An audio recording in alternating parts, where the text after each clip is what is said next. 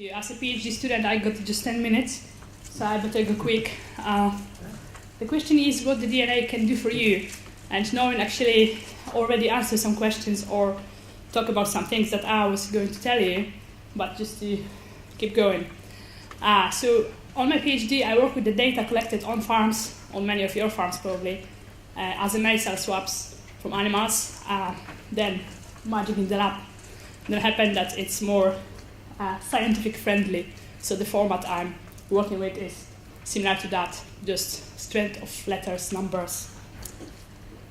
What the DNA can do for you? There are many different ways you can use that, and I will just focus on only a few in here. First is the breed composition. So have you ever wondered how much Texel is in your Texel? Well, that's the example of 3 different breeds on the genomic map, as you like. It's clear clusters that are not overlapping everywhere, indicating that there are just 3 breeds on this example. For your animals, and I looked at nearly 8,000 of them, it's a much better picture. Males are colored blue, females are in pink. There are just 3 up there, but I think they're just suffix that sneak into my analysis somehow. I have no idea why.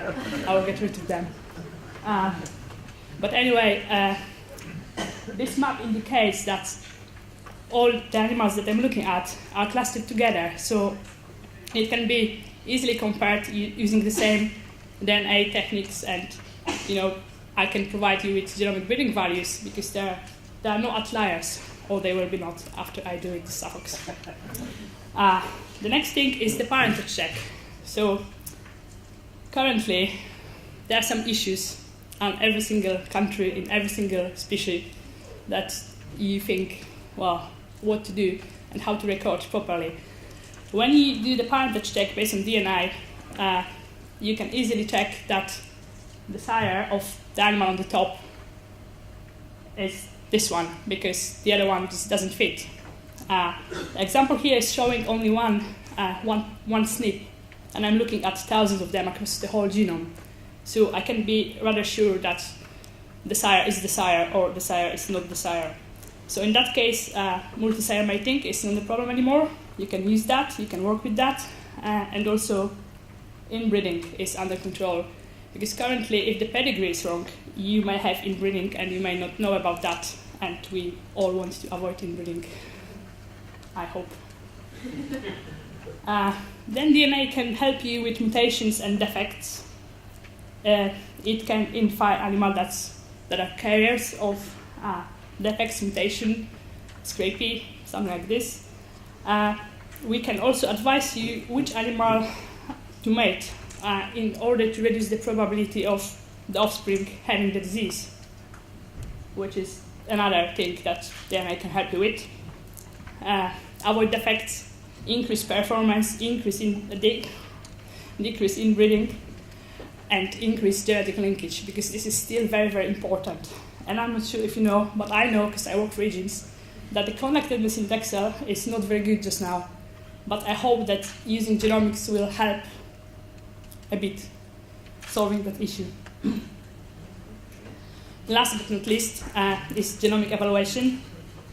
So you can use information from the genome and phenotypes. On my PhD, I work with the data collected for foot rot and mastitis, and to produce genomic breeding values. And why the linkage is important. So you basically have many animals that are phenotyped and genotyped on very high density panels. And then I try to generate equations that can predict the phenotype from the animals that are only genotyped and has no phenotypes yet, like the very young lambs that Noreen mentioned. And that's where the link must be between the animals that are genotyped and phenotyped, and only genotyped. Because if there's no genetic relationship between them, the prediction equation will not work. That's why you still have to keep the connectedness high through the whole population. And that's basically me, very quick and very fast. I would like to thank you very much for collecting data and for sharing genotypes with me. I would like to thank John for support.